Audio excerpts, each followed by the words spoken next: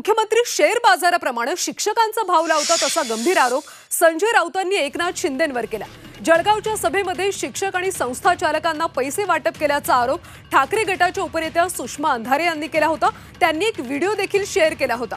अंधारे यांची पाठराखण करताना राऊतांनी शिंदेंवर निशाणा साधला। शिक्षकांना विकत घेण्याचा प्रयत्न करू नका असा इशाराच राऊतांनी शिंदेंना दिला।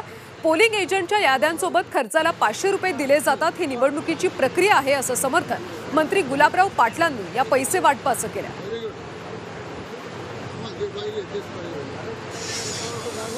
राज्याचे मुख्यमंत्री येऊन शिक्षकांना भाव लावत असतील शेअर बाजाराप्रमाणे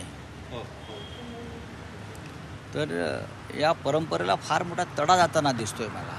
शिक्षकांना विकत घेण्याचा प्रयत्न करू नका एवढंच मी सांगेन। जर तुम्हाला महाराष्ट्राच्या परंपरा संस्कृती संस्काराची थोडी जरी जाण असेल तर शिक्षकांना बाजारात उभं करू नका।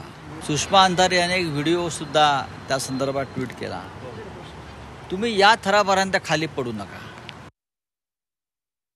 आम्हाला काय माहित आहे, आम्ही सुषमा अंधारेंना काही काम नाही ना। शेवटी कसं आहे, कार्यक्रम संपल्यानंतर काय झालं हे आम्हाला थोडी माहित आहे।